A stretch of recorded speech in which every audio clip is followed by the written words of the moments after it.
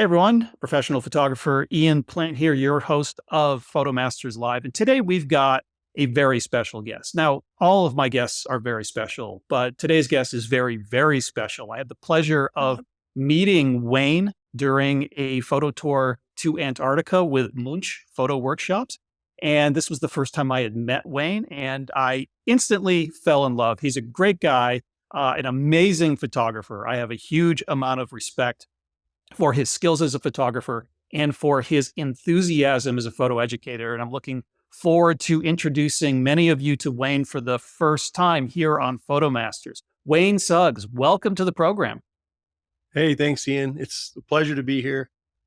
We had a great time in Antarctica, and the memory that sticks out, not the most, but the funniest, was you and I went out and it was completely sunny one day and the sun reflecting off the snow, and we were sunburned.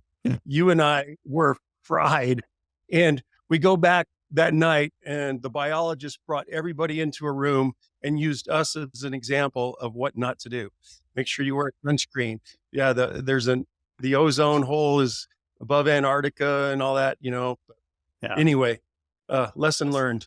Yeah, I wish that was a lesson that had been given to us before we went out on that first day. And, it's funny because when we were younger, we heard a lot about the hull and the ozone layer. And there was an international treaty to ban the chemicals that were producing the hull. And it worked. The hole stopped growing, started to shrink, but it's still there. It's just centered over Antarctica. And Wayne and I learned the hard way what it means to be in the ozone hole. There's a lot more UV light coming through. And so we both just got fried. I mean, we looked like lobsters that had been boiling in a pot for several hours. We did.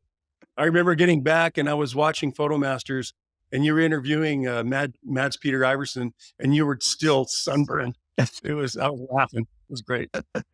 Well, that was several months later, so I don't think I was still burned from that. I must have been burned from something else. Yeah, maybe so. Maybe so. All right. Well, Wayne, I always ask our guests to give us your origin story as a photographer. So I usually put a time limit on it, 2 minutes or less, because I had one guest who went on for about an hour telling everyone his origin story. So it was very interesting. But yeah, 2 minutes or less. How did you get into photography? What inspired you to start doing this art form? My mom was a photographer, and I really, followed her around with her camera. And then when I was 14, my parents gave me a Nikon FM film camera. And my mom also had David Munch's books all around the house. And I fell in love with David's work, and still love his work to this day. And anyway, so that's how I got started. I became a professional photographer in 2015. And been doing that ever since. Yeah, so you had a full career before you became a photographer. Yeah. No, we built, my wife Kiki and I built homes, and one-off Adobe and Southwestern Homes, and absolutely loved architecture and all that. But my love for photography is, I can't get enough of it. I just can't. I love it. So, yeah, and this is Sorry, go ahead. I'm from Las Cruces, New Mexico.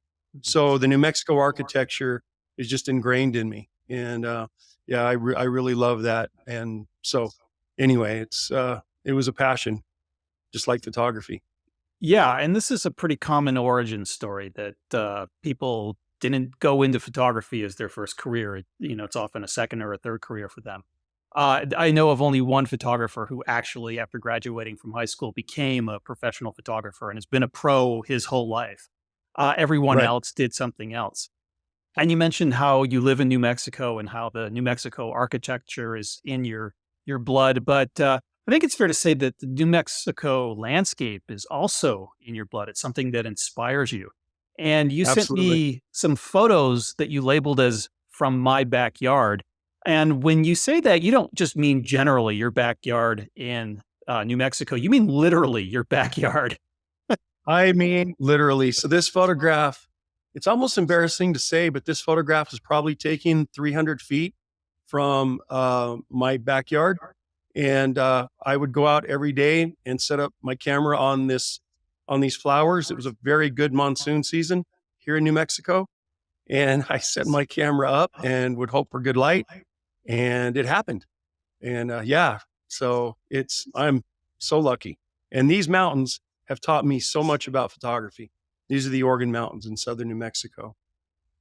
Well, and living in the desert is a huge advantage if you want to capture these seasonal events like wildflowers because they don't happen every year. So actually being Right. there, so that once every few years bloom is something that you can capture is something that I'm Mhm. extremely jealous of. And I remember seeing this photo. You shared this on the Antarctica trip, and my reaction was immediately to give you the highest compliment that one photographer can give another. I think I shouted out, "I hate you, Wayne. I hate you." This is a You did. really fantastic photo. Or maybe I muttered it under my breath. But, Thanks. yes, I was No, instantly jealous. no, no. So these are claret cup hedgehogs, and they bloom in the spring. And ordinarily, they don't always bloom at the same time. I tried to capture this photograph for 3 years of these hedgehogs. And on this particular spring, we had a lot of rain. And if you get rains in early spring, the hedgehogs will bloom all at the same time. And this happened to be on Earth Day a few years ago. And I would go out there every day, set up my camera. And when this happened, I was beyond ecstatic. I never, ever take my card out of my camera and run into my office to see what I got. But after this one, I was in immediately to make sure I did all the right things to capture this image. And again, this was taken probably 200 feet from my backyard. So, Wow. yeah, pretty Well, lucky. yeah, I really do hate you for this. I mean, it's a perfect bloom, and you're absolutely right Yeah, about that. Like these desert blooms, some years when they do happen are much better than other years, and this is a perfect bloom. And then to have the double rainbow, and yeah, that beautiful stormy sky is, at one point people like this is actually a pretty common comment. People say, "Well, isn't photography about having good luck? I mean, aren't you just if you're lucky, you're going to get great photos." And I'm like, well, yeah, that's what photography is completely. It's all about capturing those lucky moments. And right. that's what we do as photographers is we just try to be present for as many of those lucky moments. We're just waiting for those lucky moments. We can maybe create our own luck a little bit by reading the tea leaves of the weather and the light.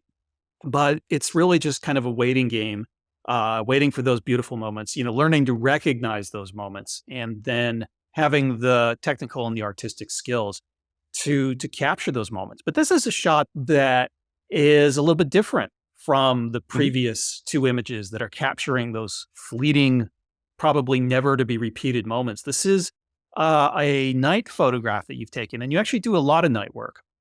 I And so do. maybe you can tell us a little bit about this image and also tell us how night photography differs from this capturing of the moments that I just mentioned.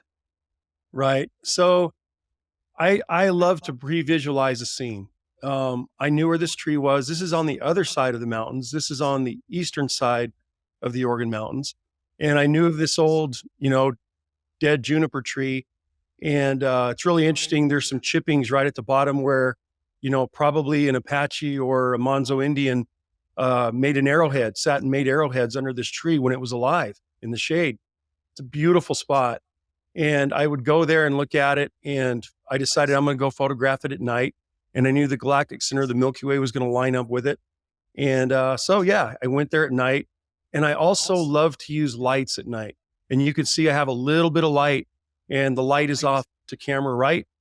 And yeah, just, this is one that you sit after you compose, and it takes a long time to get a photograph like this. But yeah, it's all pre-visualized.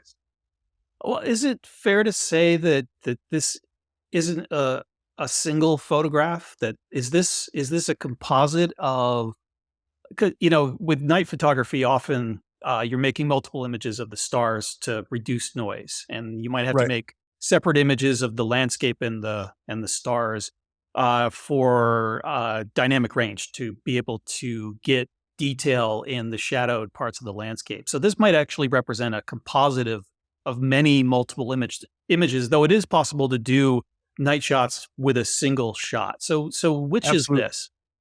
So this is, I prefer not to say composite. I prefer to say blend. Right. And the reason why is because my camera never moved off the tripod. Hmm. I took multiple images of the foreground, and it's also focus stacked to get everything in focus, because I'm shooting at an aperture of probably f2.8, maybe f4. I can't remember, but you have to open up that aperture to let in enough light. So I'm having to focus stack this scene to get everything in focus. But it was taken at night. I'm very much a night photographer for myself. I don't mind if somebody does blue hour blends, whatever, but I love taking night images and being out there at night. And anyway, so I'm out there. I have the light set up, and I'm taking multiple photographs. And then I come back in the computer and I'm stacking the foreground to get rid of the noise, and through a median blend mode. And then, believe it or not, the sky is 13-second exposure. Okay. So, and I have a way of cleaning that up, but it's really hard with the tree to use a tracker. Mhm. I love using a tracker, but with this particular image, I just did one single exposure. Yeah, and I like the way you phrased it. I mean, I called it a composite, and I wasn't meaning to use that in a pejorative sense, like that Oh, I it took it was that way, Ian. right. Come on.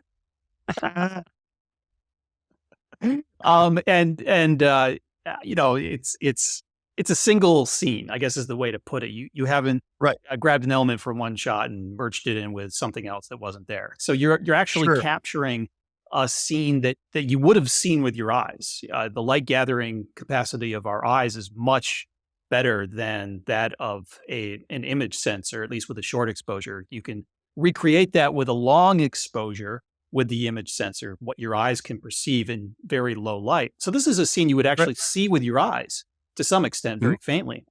And it just Yep. took a lot of exposure and focus point blending to be able to capture it into a single image. But this That's right. still represents probably, I would guess, at least several minutes of combined exposure time, or maybe even longer than that. Yeah, the foreground is probably a 4-minute exposure. So I'm taking multiple 4-minute exposures Mm. of, say, focused on the tree, and then I'm taking multiple 4-minute exposures, focusing in on the midground, and then another one in infinity for the mountains. And yeah, and then basically bringing those in, and then I have to put them all together in post. And I actually love post processing. It doesn't bother me at all to be on the computer. It's you know, I love doing it. So even if you're shooting wide open, you still only need maybe 3 or 4 images for your focus stack to get depth of No. field from near to far in this? Oh yeah, yeah. Three images probably. Wow. Yeah, because I'm it's probably in it. F2.8, F4, probably 3 images is all I needed. That And goes to show yeah, you how much depth of field a wide angle lens has even wide open. yeah, and not to go into the weeds too much on this, but this is the only photograph that's focus stacked. The rest of them, I focus a third of the way into the scene. Not really. Um, You're messing with me with that. I had to throw that out there. My one of my Munich colleagues, Richard Burnaby, was just on your Photo Masters Myths, and I really enjoyed that program. I think Yeah, everybody should go and watch it if you haven't. It's a for great learning. for anyone who missed that one, we tackled the photo myth of focusing one third of the way into the scene to give you near far depth of field, and we kind of it's just one of those things that gets repeated over and over and over again, but no one ever stops to think about it. And when anyone actually does, and they try to figure out what it means, they realize, oh, wait a minute, this doesn't actually make any sense. And so its endurance in the photo mythology is kind of unusual, I think, but it's out there because it's pretty simple, and Yep. people like simple rules, I guess. And so you didn't really do that here. You're just messing with me. I am, of course, I'm messing with you. I never focus a third of the way into the scene. I think probably 95% of all my images are focus stacked. So, you know, Here's another photo that I really love. The storms that come through the Southwest and the Great Plains in the summer are just truly Right, amazing. And, right. I've captured most of my storms in Badlands National Park, but you do get some summer monsoon storms in New Mexico. And this is just Absolutely. another one of those photos that I think is drop dead gorgeous that makes me really jealous. Thanks. Well, I'm talking to a friend in my office, and all of a sudden I get a storm warning on my phone, and I I pause the conversation. I look at my phone and I say, "Got to go." And I grab my tripod and camera and run out the back door, and I see this amazing storm coming in, and I just waited, and it was the lightning bolts were going off probably every 5 to 10 seconds, and I waited for that cloud to just kind of be just where I had a little bit of blue sky on the right with some stars, and captured this image. And the lightning is just lighting up the mountains in the foreground.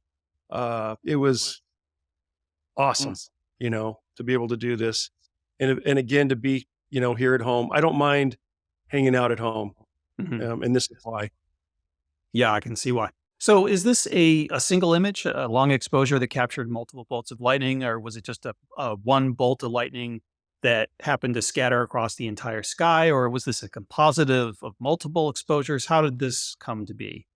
So there's two exposures, putting it on light and blend mode in Photoshop of the sky. And then I Mhm. took a second exposure of the foreground to get a Okay. little more light on it. It was lightning so much that it had all this light hitting the mountains. Mm. And I just took multiple images while I'm out there and basically blended in the ones I loved. So, Yeah.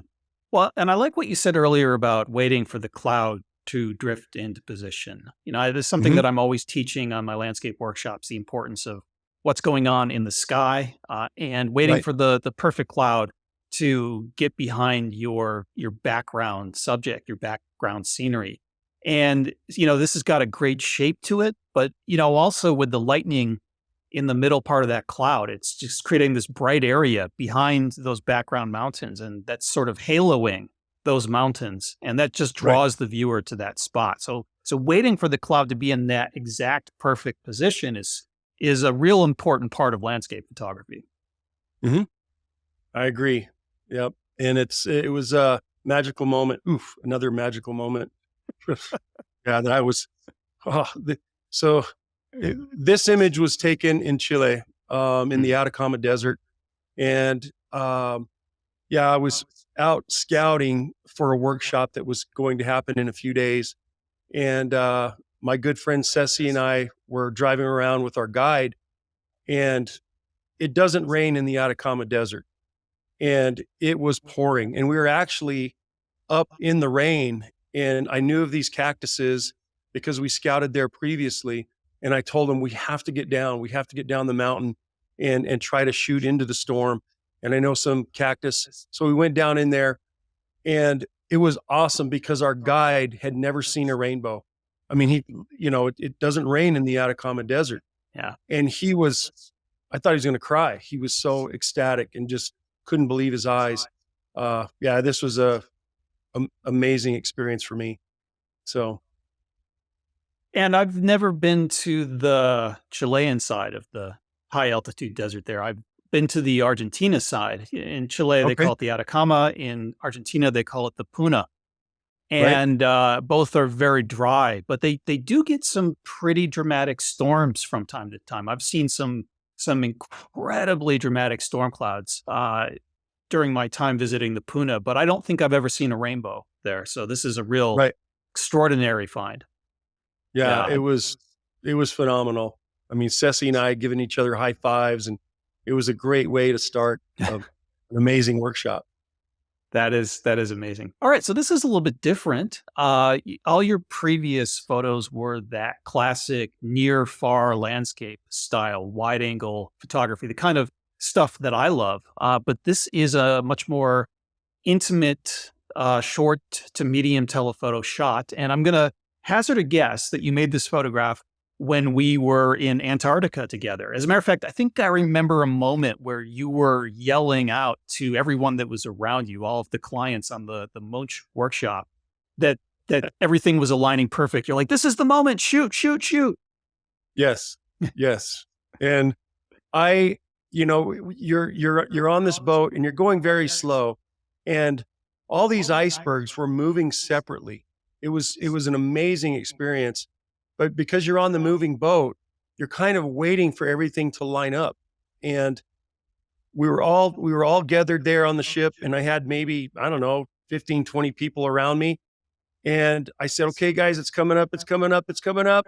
Now. And we were all, taking the photograph. It was so much fun. But, seeing the different various tones in these icebergs and the nice soft light, it was just so beautiful. And I don't mind. My favorite, honestly, is like you, Ian. I love shooting wide angle. That's my favorite way to photograph. But I also love using a longer lens to create some of these little vignettes in places like this, in mountain scenes. And I was so taken with the icebergs in Antarctica, and I was also really taken with the mountains. I did not expect the mountains to be as grandiose as they were. It was unbelievable. What a trip. Yeah, the scenery was just, in a word, unearthly. It Yep. was something that it was hard to absorb it all. Like on a daily basis, we were just bombarded with Right. incredible scenery. And Yep. personally, I found the photo experience very challenging for me because, I am such a wide angle guy. And, we talk about using a longer lens as being intimate landscape photography. But for me, Right. there's nothing more intimate than a wide angle perspective because you have to really get into the scene. You have to immerse yourself in it and get very, very close to your foreground. So I find that to be much more intimate while shooting with telephoto lens farther away. It seems to be more removed from the scene that you're photographing, at least in my opinion. So I Mhm. was very challenged on that trip. I had a great time and I made a lot of photos that I'm really happy with.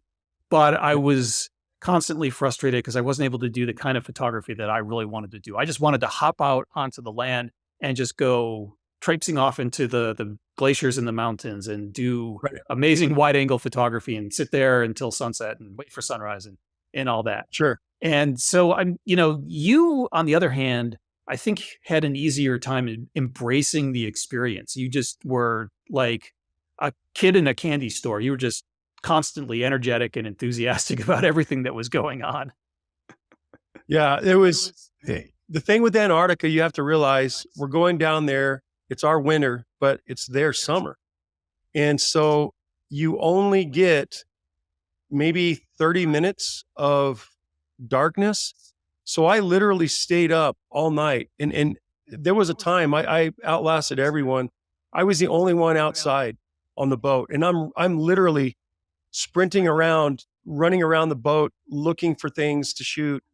And the light was just phenomenal for so long. I was exhausted when I got home, completely just hammered, but it was so worth it. I had such a great time.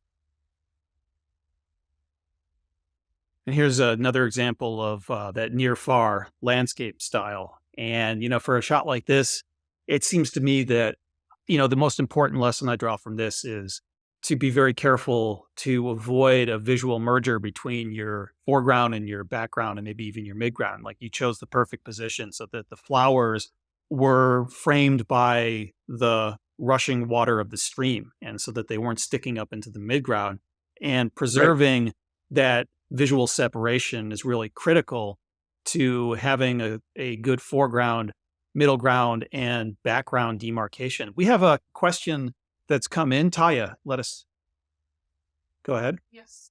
Brad, well, what's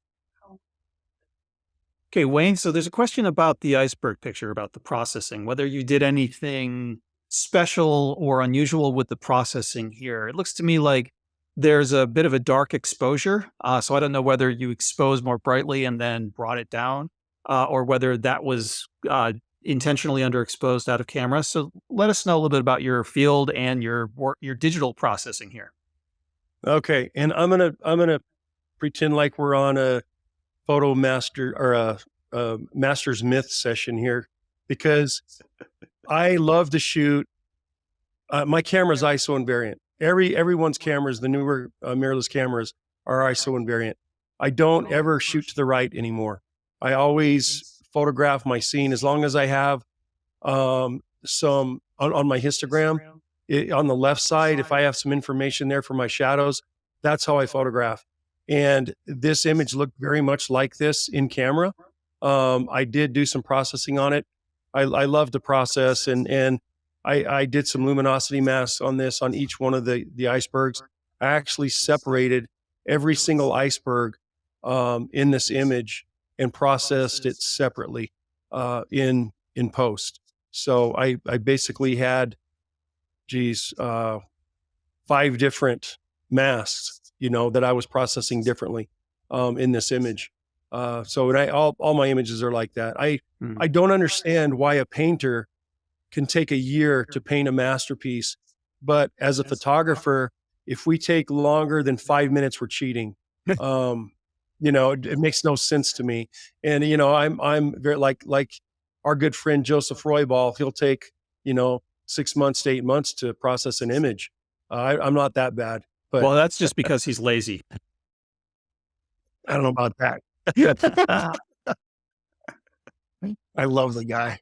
Oh yeah, Joseph. He's one of the most genuinely sweet people. I was just talking with him the other day, and he makes a lot of mischievous, off-color remarks, but he gets away with Absolutely. it because he's so darn cute. Right. Yeah, he is. He's the cutest. He's just got this little impish smile on his face at all times. It's hard to get angry with him. It is. Yeah, I love Joseph. Well, that's an interesting comment. Because I've certainly been someone who has expressed my unwillingness to embrace a lot of digital manipulation. But for Sure. me, when I'm thinking about digital manipulation, what I'm thinking about is when people are fundamentally altering the reality that was captured with their camera. They're taking a Right. background that they shot last week and combining it with a foreground that's in a completely different place, and then adding a sky that was, they're basically doing AI image generation, but before AI, it was, human image Right. compositing. And, Sure. there's a lot of that going on. And Yep. to me, I feel like that undermines the uniqueness of photography, the magic of it. I think photography's tethered to the moment is to that slice of reality that you're plucking out of the living world when you're making a photograph. I think that's what Mhm. makes photography different than painting and unique. Right. But, what you're talking about is just doing a lot of tonal separation. In the old days, Yeah. we called it dodging and burning. No one knows what those words mean anymore. So, I prefer just to say selective lightening and darkening. And that's always Mhm. been part of the tradition of photography. Right. I shot color slide film before switching to digital, and there was no post-processing with that. Same But with me. before that, people shot black and white, and the darkroom was an important part of the process. And, Yeah. Ansel Adams would go and tonally separate his images to create better contrast. And that's what you're doing. And I certainly don't think there's anything wrong with that. I think that's part of the photography tradition. And what Right. you're really doing is just trying to tease out more visual separation between objects. We are in we live in a three-dimensional world. We perceive the world in 3 dimensions. And when you squish that down into a 2-dimensional rectangle, objects appear to visually merge and overlap. And so we need Yep. to kind of make sure that we can separate those for the viewer. So, I mean, that's how I Absolutely. feel about it, at least. Yeah. Let me make myself clear on my images. I never ever um, take a sky or anything like that. I am a nature photographer, and what that means is I'm absolutely in love with nature.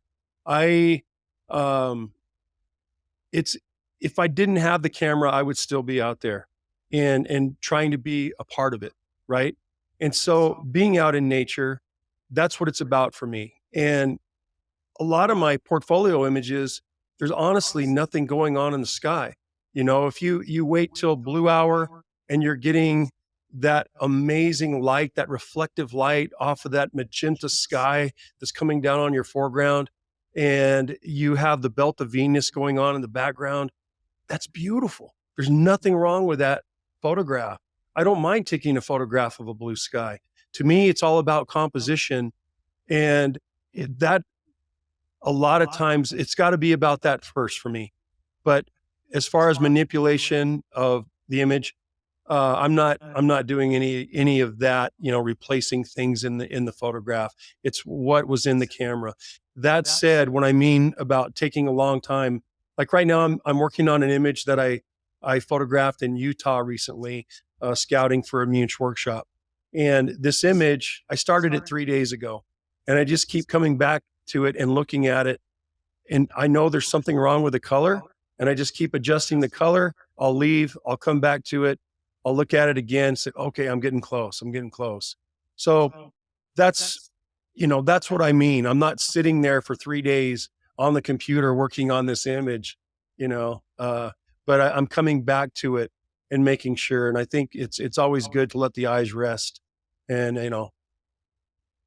Yeah, and it's I think that answers a follow-up question from Brad about whether you process your photos and then return to the photo later to re-edit some things. It sounds like this is an iterative process for you, that you just don't quickly do it and then file it and forget it. You right, kind of go back, you tweak, and and you just keep working on it until it looks right. And I think it's important to point out to folks that what the raw file captures doesn't represent reality. It's a right, very unsaturated, uncontrasted view of reality. And I like what you said earlier, like there's something wrong with the color. It just doesn't seem quite right. I feel like I've got that a lot as well, where I'm processing the photo, like the raw file just doesn't look anywhere near the way it looked to the eye in the moment. It doesn't capture the experience. And so when you're processing your raw files, I think it's important to point out that what you're trying to do is translate the experience that you had for the viewer. And mhm, so the raw file is not a literal translation. It's kind of like translating a French poem into English. You can't yep, literally translate it. It doesn't make any sense. So you have to do the best to massage it so that the English reader can understand it. And I've noticed that when you process your photos, you tend to do it with what I would say is a very subtle touch. right, Like because I shot color slide film for so long, I love that bold Velvia, Fujichrome Velvia look with lots of contrast and color. yeah. And you came from that same tradition, but I find that your processing style seems to be a little more subtle and has less contrast and color saturation than mine. Maybe you can talk about that for a moment. Absolutely. So as far as what I'm doing here, I l- I love to work with the midtones, and I love to have detail in my shadows. A lot of photographers will take and actually uh, get rid of any detail in the shadows because it makes the midtones and the highlights stand out more. But I find for my images and for me, I love to show some details in the shadows. And like this image, this is a focus stacked image. It looks exactly like it did. The moon was not added. It's exactly the way it was when I photographed it. And I waited for a bit of wind to come up to where, the steam was kind of moving a little bit to the right. And so it didn't go out of frame. And that worked out really well for me. But yeah, I want my images to look like they did when I was there with a bit of surrealism. That's what I'm going for. Yeah, and for an image like this, it seems to me if you were to reveal too much detail in the shadows, that detail would start competing with the S curve shaped formed by Right. the light reflecting on the water. So it seems more appropriate here to let that detail stay mostly hidden, which is what you've done. And so I think that works really well compositionally.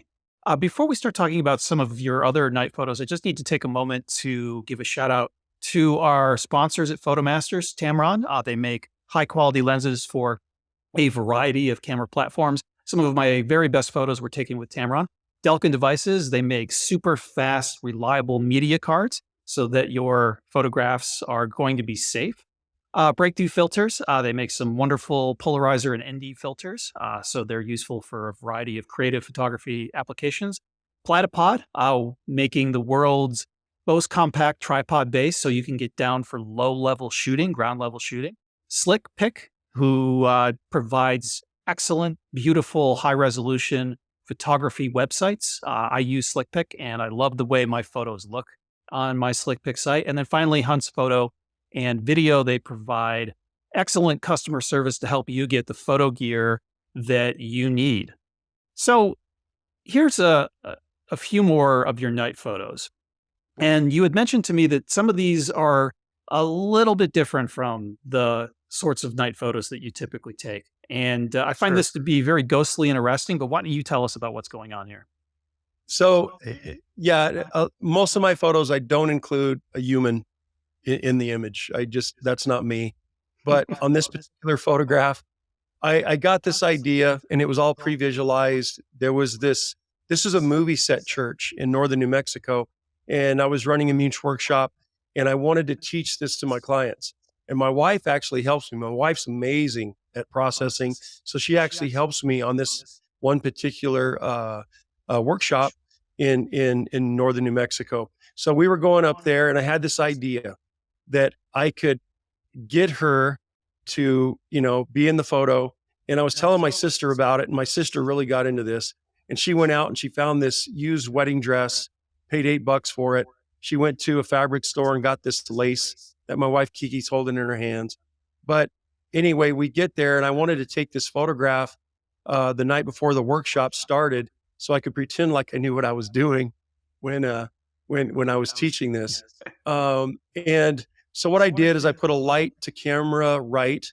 I put another dimmer light to camera left, and now I have a flash the inside the church that was on a slave. And I want to talk a little bit, if it's okay with you, about composition. I Yeah. mean, this seems like an image that honestly, just you put your camera in front of it and you take the photograph. It seems like a very simple image, but it's very, very well thought out. The mountain in the background on the left part of the image, that's the Pedernal. And that's probably one of the most iconic mountains in New Mexico. It was painted over and over again by Georgia O'Keeffe. And I wanted to include that. But if you'll notice where the mountain comes into the church, it doesn't line up with the eave of the church. If I was standing with my tripod at regular height, so I'd have to stand, that mountain would have lined up perfectly with the church. And I didn't want that. That would have been a tangent. And so and I'm going to say this, a tangent makes an image looks two-dimensional. I'm trying to create three-dimensionality in a photograph. And by separating things, you're able to do that. And as you go up the eave or the roof line of the church, now the galactic center of the Milky Way is help weighting the photograph on the left because the church steeple is so heavy on the right. And so that helps weight the image. And then you go along and then you come around and we'll go all the way down to the door. And you can see that the door is also not lining up with the mesa in the background. And originally, when I was going to take this photograph, I envisioned that my wife Kiki would be standing. And when I was looking through the viewfinder and she was standing there, I realized that her head was perfectly in line with the mesa. So I asked her to kneel down, and that was it. It was, I'd found my photograph, and this was so much fun to teach to the workshop, how to do the lights and this whole thing, and it was a great time. Yeah, I mean, it seems like visual merger is emerging as a theme in this discussion, and it is. It seems like such a small thing, but it's a small thing with a big impact. Looking for Right. those visual convergences and trying to avoid the ones that are going to create these tangents, as you put it, or that are going to create visual overlap, so there's not a lot of separation between visual elements. So it's really important when you're making photographs to be constantly on patrol for these visual mergers and to avoid them as much as possible, unless it's something that you want to achieve intentionally. We got a question from Bob. And the question is, your light painting or foreground lighting is very subtle and it doesn't look like most light painting. So what light sources do you use? Or is there a specific technique that you're using to do your light painting rather than just shining a light directly on the subject? Yeah, for sure. And I learned my lighting techniques at night from portrait photographers. It's the same thing. And I'm at night, I think what people don't understand is you just don't have to use a lot of light. And I'm using a Lume Cube Mini where I can actually change not only the luminance value, but the color temperature as well. And color temperature is so important with these lights. It's super important. So you know, the light that's over on camera right, it's on a light stand, and the camera that's on camera left's on a light stand, and then the flash that's inside the building is on a stand. So you know, there's a lot going on here, but it's it's so much fun to play around with. And of course, I have my backyard to practice all these techniques in, and really fortunate to do that. And that's how I learned all this stuff is, you know, by practicing and constantly being out there with my camera. We got a question from Brendan about the stars. Are you doing anything to avoid star trailing in your shots? Yes. So this image, this sky is actually tracked, and so I was on a tracker, and so this is probably a 2 minute exposure of the sky, and I love the streaking clouds in here, the way they're streaking away from the church. I mean, that was one of those things you can't pre-visualize. It just happened, and really fortunate, you know, to be able to capture that sky on this night. And so when you're tracking the stars, you're setting up the tracker in the same place as where you're taking the shot from. So you've got the tracked stars, but obviously the church in the landscape will blur during that 2 minute tracking session. And so then you have That's to right. take those stars and merge them in with the sharp shot. Correct. Okay. That's right. Yeah. That's right. And you have to do a little manipulation, you know, so you don't have those blurred lines in there. You'll have to kind of pull things down, you know, with the transform tool a little bit in Photoshop to make things work out. But yeah, it's not much. And the advantage of the tracker is that you can do a longer exposure and reveal more detail in the night sky, the Milky Way, and the stars. Yeah, and you're shooting at a lower ISO. Mm. This image was probably taken at ISO 500 for 2 minutes, and yeah, so I'm very clean image. The stars are pinpoint. You also get more color in your sky because you're taking a longer exposure. So yeah, a lot of advantages to doing that. Yeah. This image here, I just wanted to pause on quickly. It might be difficult for folks to see. You know, the rainbow is incredible, but what really makes this image is the magic of this moment. You've got the little surfer in the lower rightish part of the image, and then there's a little whale's tail sticking up in the lower left part of the image. Mhm. So might be difficult for some folks to see who are watching this. But that's a real lucky moment. Or were you sitting there hoping to capture an image of a rainbow, a surfer, and a whale at the same time? So I think to tell, if you don't mind, Ian, I'm going to Mhm. tell the story. Just try to be as quick as I can. Sure. A really good friend of mine, Shane Barber, his son passed away, and when his son passed away, you know, it was devastating, and I believe he was 19, and he died of cancer. And anyway, he loved, this is Honolulu Bay in Hawaii, and he loved that bay and he loved to surf. But there's also this beautiful rainforest going in there. And I was in Hawaii, and so I wanted to capture an image that I could give to Shane and his wife that they could hang on the wall to remind them of their son, of this place that he loved. They actually scattered his ashes here. And so anyway, I was there and I'm trying to photograph this rainforest. Nothing was happening. The light wasn't good. And I thought, you know, I just need to stop and just go out there. I went out there on the bay and I saw these surfers out there. And so I put on a longer lens and I thought, wow, this is fun. You know, I'm photographing these surfers. And then all of a sudden this rainbow appeared and it was amazing. And I'm taking these photographs, and this one surfer was just incredible. The wind's blowing the spray up in the sky and the rainbow's going off. And I was having so much fun. And then all of a sudden, a well breached. And I captured it. You know, I'm taking maybe 10 frames a second on this one. And I literally sat down and just started crying. This is one single file. And I was just bawling because I knew what I had done. And, you know, their son loved to surf. He loved this bay more than anything. And he loved whales. And this all happened in one single photograph. And to be able to send them this photograph to hang on their wall meant everything to me. And yeah, photography is so powerful, and it can mean so much to so many people. And this is a good example of it, I think.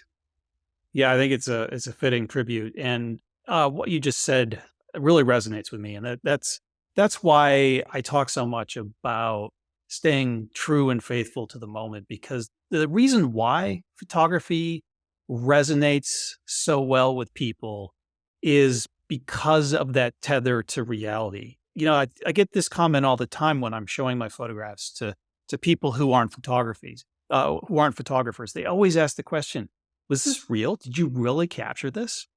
Right. And and if you tell them anything other than yes, they kind of lose interest. Even if you try to explain like raw processing to them, Hmm. they kind of Right. lose interest in it if they don't think Sure. that it's real. So keeping that Right. connection with reality is so important, especially in the day and age of AI, where Yeah. it's going to become increasingly easier for people to produce fake images, and they're going to have very little value to people. So this is a wonderful image, and it's what we were talking about earlier. Photography is about capturing luck. A lot of times you're just waiting for that luck and you want to capitalize on it. Other times you actually just get lucky and something amazing happens. And Yep. you know, I think we're beginning to run out of time, and there's some images towards the end that I wanted to talk about with you. So I'm going to go quickly through a few more of these photos, but very quickly, what's going on here? I absolutely love this Uh, shot. yeah. Thanks. This was so much fun to do. A friend of mine has this. He loves bicycles, and this is a piece of artwork that he has in his entryway. It's a little kid's bike with a skeleton wired onto it. And I asked him if I could take this out in the desert. And I went out at 3 in the morning and carried this out in the desert. Of course, I pre-scouted this, and this was in March when we had poppies. And you could see the poppies are asleep. But I took this photograph at 3 in the morning in the Oregon mountains. Uh, Absolutely had a blast doing it. Yeah. And I love your night work. I actually find it very inspiring. I kind of did a little bit of night photography in the beginning of the digital age, but then everyone started doing it, and I decided, if I see people doing one thing, I walk the other way, and Yeah. so I Right. stopped doing it. And a lot of the reason why I didn't like it was that so many night images that people were taking were just over the top. The Milky Way Hmm. just was way too bright, Sure. and Yeah. they like very clearly they were just compositing a random Milky Way into whatever landscape they wanted. And what I like Right. about your night work is the subtlety of it. It Right. doesn't look HDR artificial to me. It looks very natural. And I think it's beautiful and very inspiring. You've inspired me to. I haven't gone out to do any night work, but you've inspired me to start thinking about doing some night work. But you also dabble in some other things like wildlife. I just love this photo that you took in Antarctica, that perfect moment with Yeah. the breaching tail and the seagull. And this is a really charming moment that you captured of the bison and the calf, both, trying to knock the trees down, I guess. Yeah, I mean, the mom was doing this, this cow bison was pushing against the tree, and it was so amazing to see the calf come up and mimic her. Yeah, just one of those moments. Yeah, but these two images that you share with me, I really love because of the lighting. I mean, this shot of the lynx is truly amazing. But this one of the owl, I just fell in love with right away. You got the backlighting, and then you got the specular highlights in the background. Right. Are those city lights in the background? Yeah. So this is again right near my home. I went out with my long lens, and my dog, my wife, and I were hiking, and I was photographing deer.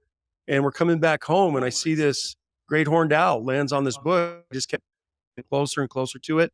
I believe I shot this at 840 millimeters at f/5.6, and that's the city lights of Las Cruces, my hometown, uh, back in the distance, and setting sun, and have that beautiful rim lighting on the owl's ears, and it was a special moment for sure. Yeah, and the rim lighting is very subtle because it looks like the sun had already set, and so that's just Yeah, for sure. twilight sky rim lighting the ears. Yeah, yeah. You couldn't see. I mean, my wife couldn't see the owl. It was so dark. you know. I mean, yeah, and I have a monopod, and I'm shooting this on a monopod, praying that, my shutter speed is gonna, I'm not, it's still gonna be sharp. But yeah, it worked out. Yeah, it's a really beautiful photo. And then, of course, you've done a lot of work in other parts of New Mexico in the desert. So these are photographs from the Bisti Badlands. Hmm. And this is a challenging place to photograph because a lot of people have gone there to make images. And it seems to me that everyone who goes there has got the GPS coordinates of all of the sandstone features that are out there. Yeah, Of your series from Bisti, this is the one I love the most. I thanks. just love the use of the foreground here, and the overall composition is really beautiful. And once again, we can see that subtle processing, that sort of low contrast look that I think characterizes your work. That's a bit different than the way that I approach things. It makes me think that maybe I'm adding too much contrast to my images. Uh, nah, your images are amazing.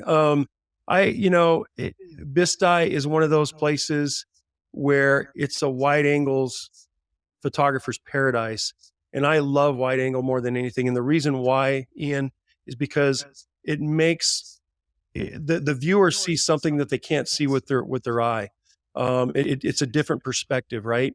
And this was taken with the 12 millimeter, Mhm. um, and to be able to capture the whole thing. And you have to be really careful not to get your tripod legs in the shot, that kind of thing. But yeah, it wide angle to me is, I love it. I really do. Yeah, by bringing in that foreground, you enhance visual interest. You're bringing in some interesting photogenic features, but the goal of that is to create shapes that will pull or lead the viewer deeper into the composition. And it gives it that three dimensionality. This is something that I talk about in my workshops a lot. When you're shooting with a longer focal length, you're typically farther away and your camera sensor is parallel to your subject. But with wide angle near far landscape, you're getting close to your foreground and you have to angle. I'm going to just switch over to a video. You have to take that straight angle and angle it down. And when you angle the camera down, you're opening up perspective, you're extending it, and that's helping to enhance the feeling of depth. So that's why I love doing the wide angle photography myself. And you're using the wide angle lens, the lens distortion to your advantage. When you angle that down and you're photographing a mountain, now you're stretching the mountain, and you don't have to do it in Photoshop. All right. The warp tool, you don't have to use the warp tool. It's straight out of camera. But Yeah. using that wide angle lens to your advantage, it's so important.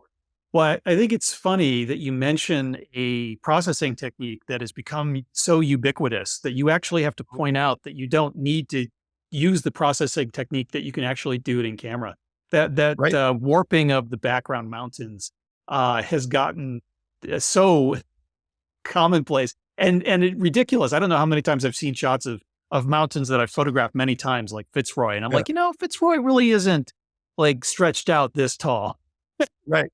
Exactly. Yeah. It drives me crazy. It's one of those things, Yeah, but it's absolutely insane. You said that the next few images, you've got a story about these images. And before you start the story, I just want to say one thing about the storm that you've captured here, the image that you've created of this. And that one word is wow. Okay, so now we've got that out of the way. What's going on here? so Mark Munch and I were on a workshop, and we were scouting, and we found this tree, and I absolutely fell in love with this tree. I put this tree on Gaia GPS, and we took the workshop back there, and the light never happened. And there was a reason: the sun wasn't in the right place. But I looked on, I use Sky Guide, and I use photo pills for a lot of things, but I use Sky Guide to figure out where the sun and the moon's going to be at a particular time of year. And I figured out where the sun was going to be, where I wanted to place the sun in the shot. And I knew I had to go back in June, or maybe it was July. I can't remember exactly when I took this photograph. But anyway, a good friend of mine, we went camping there, and my whole purpose, it was 9 months later after Mark and I found the tree, and we go back and we camp right by the tree. And I didn't care how long it took me. If it took me 10 days to get a good shot of the tree, I was going to wait there and just, that was why I was there, was to photograph this tree. Um, and on the first night, this happened, and it was just absolutely incredible. The most amazing storm. But I had a dilemma because there was lightning going off to camera left, and it was very distracting because I was there to catch the tree, but the lightning was striking this butte to the left, and that's it right there. And so what I did was I put my second camera on another tripod, and I just turned the intervalometer on and let it run. And I captured this image at the same time I captured the tree image. Mm. And it was the most absolutely amazing day of photography. And then later that night, we actually captured this image that same evening. And it was just, I've always wanted to capture lightning with the Milky Way, and this happened. And it was high fives all around and hooping and hollering. My friend went to bed, and it was maybe 1 in the morning, and I still hadn't eaten dinner.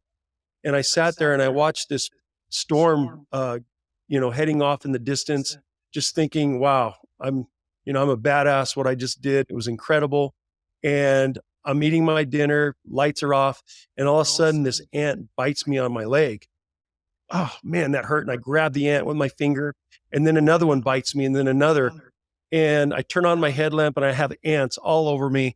And I'm out in the middle of the desert, completely naked, pulling ants off of my body. Really brought me back to reality and made me very humble again. So it was. But anyway, incredible. Even with the ants, so much fun. Well, they say sometimes you eat the bear, sometimes the bear eats you, sometimes you eat the ant, and sometimes the ant eats you. For And sure. I think this is a really important lesson for people. Actually, there's several important lessons here. I think that perseverance is one thing. The fact that you planned this shot for so long. You were talking about um, whether it was like why it's okay for painters to spend a year painting something, but it's not okay Right. for a photographer to spend more than a few minutes processing a photo. I think this kind of gets to that point where you actually put a lot of planning and a lot of time into capturing these images. But you had something in mind specifically that you planned, but you also just reacted to what the scene gave you. So you didn't stay rigid in that box that you had created for yourself. And Absolutely. and also, what's really important to me, I think, is the fact that, yeah, this tree's pretty cool, but it's not the coolest tree I've ever seen. Like, I definitely think that this is the kind of tree, if I'd been there and something cool was happening, I would have included in my shot. But I'm not sure that I personally would have decided I'm going to go back to this spot and camp there for 20 days if it takes me that long to get an amazing shot of this tree. And so Right. you recognize some potential here that a lot of people might have overlooked. But I think what's really important here is that you saw that that you could use this shape creatively. You did it in multiple ways. You did it in this image, and you also did it in this image. And so each time you're in a different place. And in this particular photo, the tree's actually kind of small, and you lose some of that gnarly character that you can see when you're closer up. But Right. either way, it makes a photogenic visual element for your compositions. Like, Mhm. certainly there are more attractive trees out there. It would have been great if you had like a really awesome bristlecone pine or something like that. But you Yeah. saw that it worked as a compositional element and you incorporated it. And the fact that it isn't the most stunning tree in the world is, I think, what makes this lesson so important because you took something that, most people might not have caught their eye, but there was a photogenic quality that you saw that you knew would work with these multiple compositions. Exactly. And I think there's also another lesson here. This tree and this Milky Way, this was all pre-visualized and this was planned. Mhm. It's a different tree, and it's literally about 150 feet away from the first tree that I photographed. So the both trees were pre-planned, pre-visualized. The butte with the lightning was not. Mhm. That's chasing the light. So I think, the thing is if you're going to pre-visualize, take off the blinders Yeah. and be open to different things that happen, and take the good. Don't sit there and not take that good that's going on. It's really important. Well, we've got a question from Jim. He asks, when he sees your photos, like this one with the tree, it looks soft, almost painterly. Is there anything you're Mhm. doing to accomplish that, or is that just the natural light in the scene? It's the natural light, but it's also midtones. I'm Mhm. doing a lot of work with the midtones in my images. I love working with the midtones and bringing down the highlights, and I'm also bringing up the shadows so you have detail in the shadows. And but it's, as my friend David Thompson says, the magic is in the midtones, in my opinion, for my images. Yeah, and I think that gets back to what we were talking about earlier, how you are putting less contrast into your photos, and so you're Right. raising those values a bit more, and I think that lends itself to that more soft, painterly look, while Sure. the more aggressive contrast that I use is very similar to that old color slide film look of the images. Right. Yeah, and Right. we had a few other questions about gear. Do you ever use a tilt shift lens? Yes, I do. Really? Uh, I use a lot of tilt shift lenses, and that was again mimicking, David Munch's, large format camera where he was Mhm. tilting that bellows down, and he's the one that coined the phrase near far, and trying to mimic his images. I did a lot of that. I don't shoot as much tilt shift as I used to, but I still use them. Well, so were you using the tilt shift lens for the shift, the rise and the fall, or for the tilt? So, for folks who don't know, a tilt shift lens is a lens that's got movement, so you can shift the lens up or down or tilt it on its axis. And the Right. shift is used to keep architectural lines straight, and the tilt is used to enhance depth of field. And you can also use a combination of these to subtly alter the scale of foreground or background objects as well, kind of stretch them out a little bit. So, those of us who used to shoot large format cameras, the old style cameras where you throw the hood over your head, we had those movements at our disposal, and those have kind of disappeared. So, are you using the tilt shift more for when you're doing night photography of buildings to keep the line straight, or were you using it for that tilt effect to get the deeper depth of field? The tilt effect of getting deeper depth of field Mhm. like David did, Yeah. mimicking what he did with a large format. Yep. So, yeah, And so yeah, nowadays that's not really necessary because focus no, stacking gives you the same thing. Yeah. right, and And that's why I'm doing it as much, but I mm, do occasionally do it if I for perspective, so I'll do both. I'll tilt and shift, and I'll also use it for panoramas as well. yeah. I have a 19 millimeter tilt shift lens that I use that I love, for wide angle, because then it becomes more of a 12 millimeter when you're using it, for a pano. So, it's an incredible way to photograph if you're a Y wide angle shooter. Oh, yeah, yeah, definitely. I did a little bit of that myself when I was using tilt shift lenses. Jeff has an observation, just pointing out that Zoom is probably reducing the resolution. So a lot of folks who might be seeing the video feed on their end might be seeing the images at a slightly lower resolution, so they don't look quite as sharp, and that might then look a little softer and painterly if that's going on. And then there's a question from Roseanne about whether you are using a lightning trigger when you're capturing these lightning photos. I do have a lightning trigger. I didn't use it on that one particular lightning shot. The one of the Oregon Mountains I did. Yeah, so I am using a lightning trigger. Yeah, so for the folks who don't know what a lightning trigger is, it's basically a device that you can mount on your camera that detects the lightning. So there's a downstroke and an upstroke for every lightning bolt, and it detects, I think it's the downstroke first, and then it triggers the shutter automatically so that you can record the upstroke. And it's something that's very useful if you're trying to capture lightning during the day. At night, when it's darker, you're probably running longer exposures, like 30-second exposures. Right, right. And then you don't really need the lightning trigger. You just run long exposure one after another, and you're probably going to capture lightning or multiple bolts of lightning within those exposures. Yep. And the good thing about a lightning trigger taken at night, if the clouds are very fast moving and you're taking a 30-second exposure, then you get very blurry clouds. Yeah. And I like to take a quicker exposure of the clouds so that way they're very crisp. Mhm. And that helps, I think, at night to use a lightning trigger. Oh, okay. Yeah, that's a good point. All right. Well, that's all we have time for today. Wayne, thank you so much for joining us. This has been a fantastic conversation. Absolutely love your photos. It's hard to get me inspired. And so your photos actually really inspire me. So thank you so Well, much for sharing your images and your knowledge and your wisdom. It's been great having you on. Ian, I got to say, I'm in love with your work. I have been for years and years. I can't remember, it's maybe 2012 Mhm. when I came upon your work, and you've been a hero of mine. So this is an honor. Well, you're my hero now. So thank you so much. And definitely, we will have you on again sometime in the future. Thank you all for joining us. And we'll see you next time on Photomasters Live. Thank you. Bye bye. Thanks, everybody. Bye bye.